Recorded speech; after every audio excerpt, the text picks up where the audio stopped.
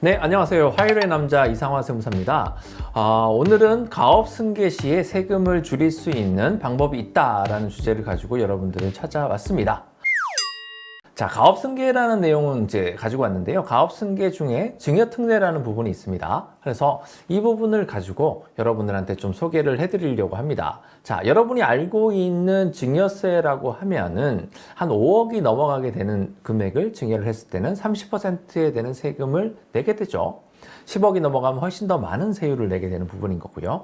궁극적으로는 50%에 해당하는 세금을 내게 되는 게 증여세의 로직인데, 가업 승계를 하는 조건으로 증여를 하게 되면 100억 원의 한도 내에서 아주 크게 주죠. 100억 원. 100억 원이라는 돈을 증여할 수 있구나라는 걸 이해하면 되는 부분인 거고요. 10% 세율입니다. 10% 세율밖에 안 된다. 10%라고요? 이제 이런 생각을 가지게 되는 부분이 있을 텐데요. 30억을 초과하는 부분에 대해서는 20%를 과세하기도 하지만은 그래도 이 부분에 있어서도 20%밖에 안 되는 부분이기 때문에 상당히 낼만하다 이렇게 보시면 될 것 같고요. 여기에 이제 나오다시피 5억이라는 공제를 해주게 됩니다. 보통 증여세 같은 경우에는 직계존비속한에는 5천만 원의 금액을 공제를 해주는데 반해서 이 가업승계 증여특례에 해당하는 케이스에서는 5억을 빼주기 때문에 상당히 유리한 조건을 가게 된다는 부분인 거죠. 자, 첫 번째는 증여자가 이제 부모가 거의 되겠죠. 그래서 자녀에게 증여를 해줍니다. 가업승계 주식을 증여를 해주게 되는 부분이 있는 거고요. 두 번째는 자녀의 가업 종사 및 대표이사 취임을 전제로 합니다. 그 전제를 지켰다라는 가정하에서 5억 원을 공제해주게 되는 부분인 거고요. 10% 아니면 20%의 세율로 증여세를 부과하게 되는 부분이 있습니다. 자, 그리고 부모는 언젠가는 사망을 하시겠죠. 뭐 돌아가시란 얘기가 아니고요. 언젠가는 사망을 하게 되는데 상속세가 과세가 될 겁니다. 근데 이 증여특례는 나중에 상속을 할 때에 이 증여세 낸 만큼은 빼고 이 주식을 그대로 상속재산에 포함시킨 다음에 상속세를 재계산하는 케이스에 해당을 합니다. 그래서 활용을 잘 하면은 증여세 한번 내고 상속세 내는 이 케이스하고 그냥 그대로 살다가 상속세 한번 내는 케이스하고 비교해 봤을 때 어떤 부분이 유리한지를 저희가 항상 계산을 해보면 어떤 부분이 절대적으로 이 사람에게는 이게 유리하다, 어떤 사람에게는 이게 유리하다라고 할 수는 없지만은 회사가 점점점 상승하는 회사라고 한다라고 하면 거의 대다수가 이 특례 규정이 유리하다라고 보여지게 되겠습니다. 그래서 오늘 내용으로 가지고 왔고요. 다음 페이지에 또 설명을 해드리겠습니다.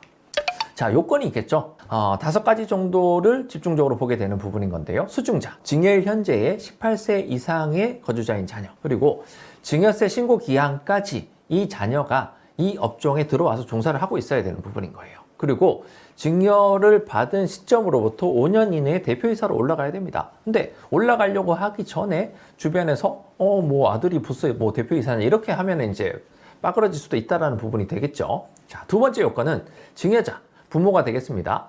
부모의 나이가 60세 이상이 되어야 된다는 부분인 거죠. 가업 주식의 증여일 현재 이 가업을 10년 이상 계속하여 경영을 하셨던 분이셔야 되는 부분인 거예요. 50세 정도의 느낌 정도에는 창업을 하셔야지 이 규정을 적용을 받을 수 있다라고 할 수가 있겠습니다.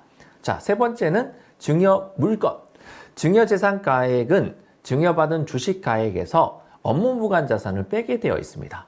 그렇기 때문에 만약에 뭐 가지급금이라든지 이런 금액이 한 뭐 20억을 가지고 있다라고 하면은 100억 정도의 주식을 옮기는 데 있어서 20억은 이 혜택을 받을 수 없게 되기 때문에 불리하겠죠. 그래서 증여특례를 적용받기 위해서는 업무무관 자산들을 최대한 없앤 다음에 시도를 하는 게 추천드리는 바이고요. 자, 네 번째 규정은 가업입니다. 가업 상속 공제 규정에 따른 가업을 그대로 착안해서 가지고 오게 된 케이스라고 보면 될 것 같고요.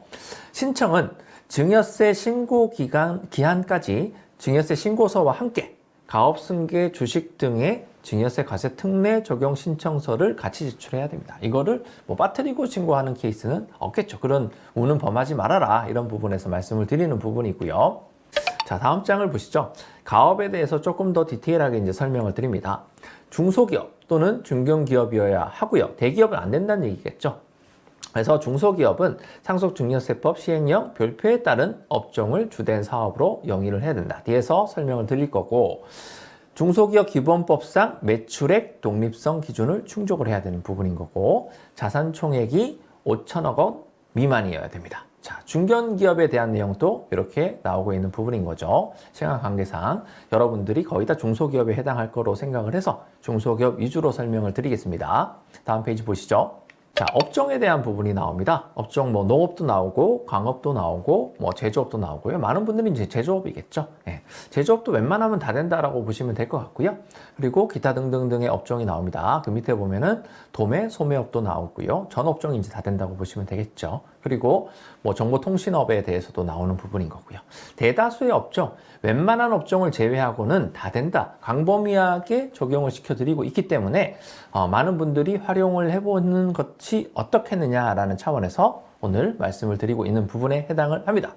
다음 페이지 보시죠. 가업의 요건이 나옵니다. 일단 부모의 요건이 나오게 되는 부분인 거고요. 가업 승계의 증여자가 되겠죠. 출자 지분. 최대 주주로서 특수관계인의 주식을 모두 합한 다음에 이 주식이 몇 퍼센트가 되는지가 이제 중요한 의미가 되는데요. 50%입니다. 상장법인은 30%에 해당하는 부분이 있고요.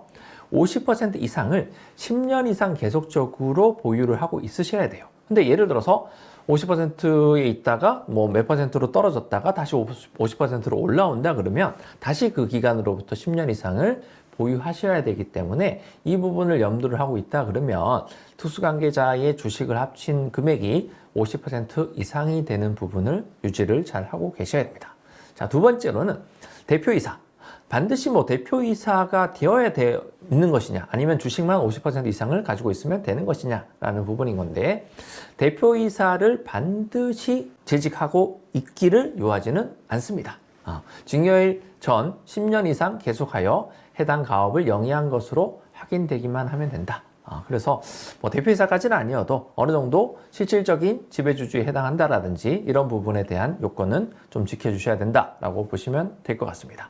그리고 이제 사후관리가 이제 문제인 거죠. 이 가업 승계 증여 특례를 적용하는 회사가 많지 않은 이유들이 여기에 있습니다. 이렇게 하기 위해서 이제 쭉 진행을 하고 있었는데 하나라도 지키지 못하게 된 경우에는 받았던 혜택을 토해내야 되는 부분인 건데요. 이자 상당액을 가산해서 추징하게 되는 부분이 있습니다. 그래서 토해내는 것도 억울한 거고요. 추징하게 되는 것도 억울한 건데, 가장 큰 문제점은 무엇이 되는 부분이냐면은 보통의 기업들은 나중에 막대한 상속세가 부담이 되기 때문에 사전에 증여를 열심히 하게 되는 부분인 거거든요. 그리고 잉여금에 대한 것도 많이 엑시트를 해가는 전략을 세우게 되는데 이거 하나만 믿고 계속 가는 거죠. 자, 우리는 나중에 100억 정도까지는 가업승계에 대해서 증여특례를 적용받기 때문에 10%, 20% 정도의 세금만 내면 끝나면 돼. 그래서 마치 이거랑 비슷하다는 부분인 거예요. 나는 나중에 유명한 이상화 의사님께서 지방흡입을 해주시기로 약속을 하셨기 때문에 150kg가 되어도 나는 오늘 또 열심히 야식을 먹겠다. 이렇게 이해하시는 분들이 혹시라도 있을까봐 얘기를 이제 드리는 부분인 거고요. 그렇기 때문에 나중에도 이제 말씀을 좀 드리겠지만은 이 증여특례를 적용받기 위해서는 아름다운 몸매 관리를 하는 다이어트처럼 엑시트 전략도 적절하게 잘 쓰면서 주가 관리도 적절하게 잘 하면서 이 특례에 대한 부분도 한 얼마 정도의 금액으로 특례로 적용할지에 대한 밸런스를 맞추는 게 상당히 중요합니다. 자, 사후관리 요건에 대한 부분이 있습니다. 주식 등을 증여받은 수증자가 증여세 신고 기한까지 가업에 종사를 꼭 해야 됩니다. 근데 혹시라도 안 하게 되면은 나중에 인정을 받지를 못하겠죠. 그리고 증여일로부터 5년 이내에 대표이사에 취임하셔야 되는데 어떻게 하다가 취임을 못하게 되는 케이스가 문제가 될 수가 있고요. 그리고 정당한 사유 없이 증여일자로부터 7년 이내에 다음 중 어떤 사유에 해당하게 되면은 토해내야 된다는 부분인 거죠. 자, 가업에 종사하지 않는 경우, 그리고 가업을 휴업이나 폐업을 하는 경우, 그리고 수증자의 지분이 그대로 받았던 그대로 유지를 해야 되는데 감소하는 케이스가 생길 수가 있습니다. 이렇게 되면 이제 문제가 된다라고 보여지는 거고요. 정당한 사유가 있어요. 병역의 의무를 이행하기 위해서 군대를 잠시 갔다 온다라든지 이런 부분에 대해서는 인정을 해줄 수 있다. 이렇게 이해를 하시면 될 것 같습니다. 자, 그리고 심층 분석에 보면은 증여자가 이제 사망을 하게 되면 상속세로 이 모든 것들을 이제 정산을 하게 되는 부분인 건데요. 상속 재산에는 이 사전에 증여특례를 받은 금액에 대한 주식만큼을 상속 재산에 포함을 시킵니다. 근데 어떤 분들이 이런 케이스가 있을 수가 있어요. 사망을 하게 되면은 사망하기 직전에 10년 동안 증여한 모든 재산들은 상속재산에 포함을 시킵니다. 자, 그러면 10년을 넘어서 15년 전에 증여한 부분에 있어서는 상속재산에 포함을 시키질 않습니다. 자, 이 내용이 무슨 얘기냐면 좀 약간 외람된 얘기이기는 합니다만은 내 생명이 오랫동안 지속이 될 것 같다라고 생각이 되면은 가업승계 증여 특례를 하는 게 맞나라는 물음표를 살짝 던져볼 필요가 있는 부분인 거고요.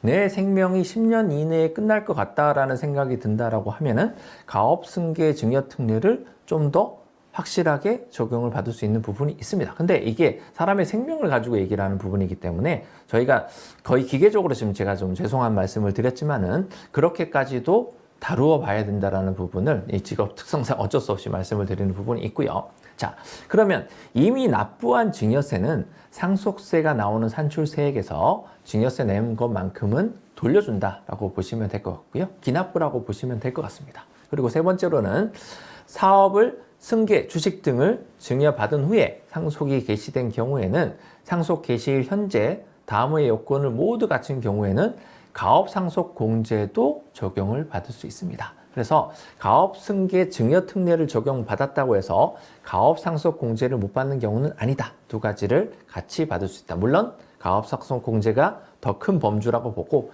그 안쪽에 해당하는 부분만큼만 적용받고 상속공제 나머지 부분도 공제받고 이렇게 보시면 되겠습니다. 자, 다음 페이지 보시죠. 자, 이제 숫자로서 이제 보여드리게 되는 부분인 건데요. 케이스 1이 이제 10억이고요. 케이스 2가 50억, 그리고 케이스 3가 100억입니다. 100억 한도 내에서는 금액을 무조건적으로 다 증여할 필요도 없는 부분인 거고요. 일부는 가업승계 증여 특례를 적용받고 일부는 일반 증여로 할 수도 있는 부분인 거고요. 일부는 증여도 하지 않고 아무것도 하지 않은 채로 계속적으로 상속재산으로 끌고 갈 수도 있는 부분인 거고요. 뭐가 유리할지는 어떻게 생명이 되는지 그리고 회사의 주식의 가치가 어떻게 되는지에 따라서 달라질 수 있기 때문에 구체적인 내용은 여기서 다루기가 어려울 것 같습니다. 자, 단순화된 내용으로 가지고 업무부관 자산이 없다라는 가정하에는 과세특례를 적용받지 않은 일반 증여의 케이스는 10억을 증여를 하더라도 세금은 2억 1,800의 세금이 나오게 되죠. 그래서 21%의 증여세율을 적용을 받게 되고요. 가세특례를 적용받게 되는 증여의 경우에는 10억을 증여를 하더라도 5억이라는 증여공제를 빼주기 때문에 5억에 대해서 10%만 과세를 하죠. 5천만 원. 그래서 10억 베이스로 보면은 5천만 원이기 때문에 5%의 세율을 적용을 받게 됩니다. 그래서 10억 기준으로 1억 6,800의 증여세금을 절세를 할 수 있는 유리한 고지를 접하게 되고요. 케이스 2에 보시면 50억이죠. 50억을 증여할 일이 그렇게 있을까라는 부분도 있겠지만은 실제로 회사의 주식 가치가 현금 50억하고 다른 개념이 될 수가 있어요. 이 회사에 대한 느낌적으로는 나는 20억, 30억이라고 생각을 하는데 회사의 가치가 계속적으로 성장을 하는 회사라고 하면은 200%, 300% 주식 가치가 나올 수가 있거든요. 그래서 50억 정도가 과세특례에 적용을 받느냐 못 받느냐에 따라서 세금이 이렇게 차이가 납니다. 특례를 적용을 못 받게 되는 케이스에서는 50억을 증여를 옮겼을 때에 19억이라는 증여세금을 내야 되는 거고요. 특례를 적용받게 되면 50억일 때 6억이라는 세금을 내죠. 그래서 13억의 차이를 낼 수가 있습니다. 케이스 3를 보게 되면은 과세특례를 적용받지 못했을 때는 43억, 과세특례를 적용받게 되면 16억, 27억을 세이브할 수 있게 되는 케이스에 해당을 하죠. 자, 여기서 주는 메시지는 뭐냐면 상속에 일어났을 때에는 과세특례를 적용받지 못한 케이스는 10년 이내에 돌아가시게 되면은 과세특례를 적용받지 못한 케이스도 상속재산에 포함이 되지만 10년 이후에 돌아가시게 되면은 과세특례를 적용받지 못한 증여는 상속재산에서 빠지게 되는 거고요.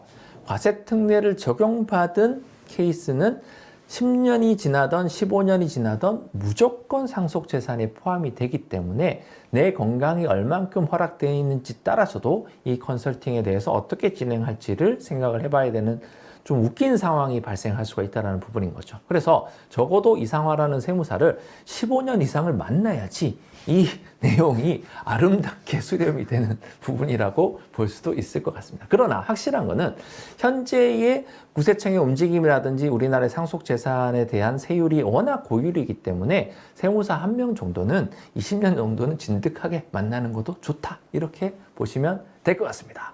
오늘 준비한 내용은 여기까지에 해당하는 부분인 건데요.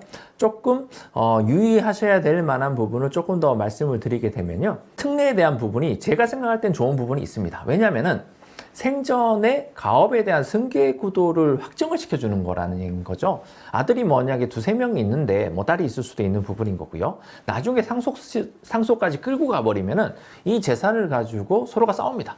그러니 이 회사를 키우고 더 발전을 시켜야 되는 그 힘을, 아버지 재산을 내가 얼마큼 더 받기 위해서 서로 싸우게 되는 이런 이상한 상황이 생기기 때문에 이런 정리 차원에서 좀 좋다라는 부분으로 한 가지 짚어드릴 수 있는 부분인 거고요.